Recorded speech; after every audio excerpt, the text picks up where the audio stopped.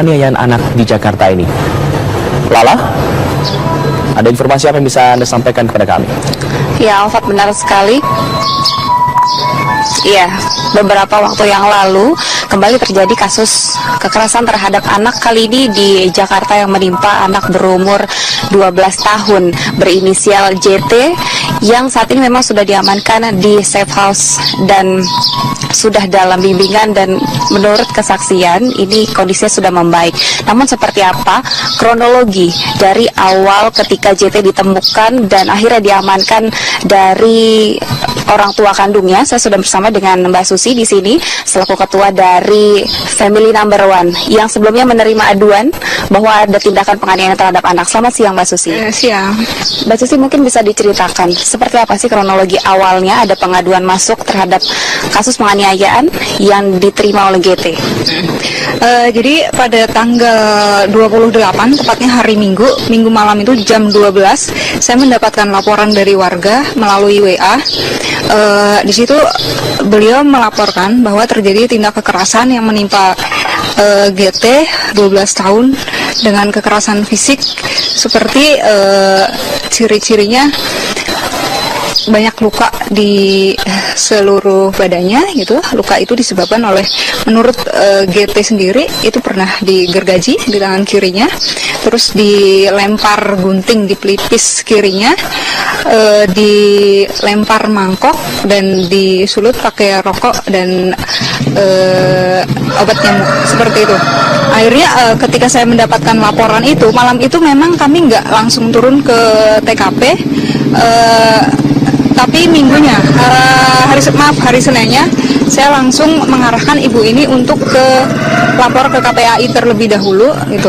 Setelah lapor ke KPAI, ternyata ibu dari GT ini sudah melaporkan kehilangan anak ke Polsek Kebayoran. Akhirnya karena sudah ada laporan anak hilang, saya menyarankan kepada ibu warga ini untuk melaporkan kasus ini ke Polres Jakarta Selatan. Sudah diamankan di safe house. Bagaimana keadaan GT saat ini dibandingkan dengan sebelumnya pada saat ditemukan? Kondisi sekarang udah lebih baik dari sebelumnya gitu. Waktu awal saya ketemu, kondisi GT ini dalam kondisi demam dan masih ada ada lebam sedikit di pipinya. Itu menurut pengakuan GT itu habis dipukul oleh ibunya. Kalau kondisi sekarang udah lebih baik, dia udah ceria, dan kebetulan anaknya ini sangat cerdas dan interaktif, jadi dia untuk berinteraksi dengan teman-teman sebayanya di safe house itu nggak mengalami kesusahan sama sekali. Seperti apa pendekatan yang dilakukan kepada korban GT?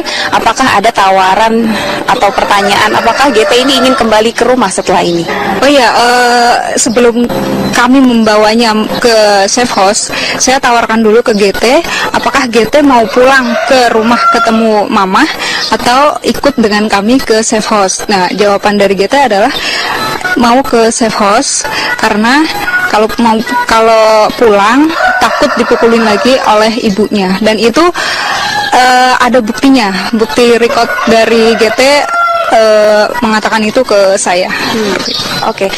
Terus bagaimana pendekatan terhadap orang tua GT yang dilakukan oleh Mbak Susi selaku ketua dari FNO ini? Apakah akan melakukan mediasi setelah ini, setelah mengetahui bahwa ada tindakan kekerasan dilakukan oleh orang tua kandung terhadap GT? Kalau untuk mediasi, kita pasti akan melakukan itu, karena biar bagaimanapun GT ini punya orang tua, jadi kita tidak akan memisahkan antara ibu dan anak ini kalau kondisinya sudah normal ya, selayaknya hubungan ibu dan anak, tidak ada bentuk kekerasan seperti ini gitu. Dan saya juga melihat kondisi dari GT juga, apakah dia setelah itu mau pulang atau enggak, nanti kita serahkan ke GT kembali gitu, karena kemarin saya sempat menyatakan nanti misalkan kamu pulang ke rumah, nanti saya akan membuat pernyataan sama mamah kamu di atas materai bahwa tidak akan melakukan kekerasan lagi terhadap kamu. Tapi GT mengatakan percuma dibuat seperti itu karena pasti akan mengulangi hal yang sama. Seperti itu. Terima kasih Mbak Susi atas informasinya. Dan itu tadi yang dijelaskan oleh Ketua Komunitas FNO atau Family Number One yang sebelumnya mendapatkan laporan pada Minggu malam terkait dengan pengaduan dari saksi yang sudah 3 hari merawat GT yang kemudian kabur dari rumahnya dikarenakan menurut pengakuan GT dirinya mendapatkan sejumlah penganiayaan dari ibu kandungnya sendiri. Alfat. Baik, terima kasih Lala Sumardi mengabarkan langsung dari lokasi. Dan anak kembali terjadi, kali ini di Jakarta. Seorang bocah berumur 12 tahun terpaksa dibawa ke rumah aman milik Kemensos karena diduga mengalami kekerasan oleh ibu kandungnya sendiri. Namun, orang tua korban membantah telah menyiksa sang anak. GT, bocah berumur 12 tahun dibawa oleh seorang warga dan LSM Peduli Anak ke rumah aman milik Kementerian Sosial. GT diduga mengalami kekerasan yang dilakukan ibu kandungnya di Kompleks Cipulir Indah, Kebayoran Lama, Jakarta Selatan. GT yang sempat kabur dan terlantar dari rumahnya ditemukan warga sekitar berinisial FB, kemudian dirawat. Dari pengakuannya, GT telah mengalami serangkaian penyiksaan yang diduga dilakukan oleh ibu kandungnya. Memang saya lapor ke RT setelah malam, dia baru cerita dia diusir cerita awal, tapi setelah dia agak tenang memang dia baru mengakui dia kabur. Keadaannya saat itu saya periksa cuma ada bekas luka, ya. Keadaannya memang trauma, saya tidak mau menerima, saya berusaha membuat dia kembali ke ibunya. Tapi dia terguncang ya, gitu, agak gemeteran gitu. Kira saya suruh mandi, saya kasih makan, hanya itu gitu. Luka-lukanya itu yang spesifik di mana aja, Mbak? Yang terlihat memang di tangan ya, bekas tapi udah lama. Terus ada di sebelah samping muka gitu ya, gitu panjang. Itu yang terlihat benar-benar. Kalau pengakuan dari korban apa benar itu digergaji untuk tangannya? Dia ada yang dilakukan itu. Gaji. Digergaji ada, terus ada yang disundut rokok, ada yang ditusuk pakai pisau, ada yang dilempar pakai mangkok, seperti itu. Kondisinya anak itu alhamdulillah, anak itu pintar, baik.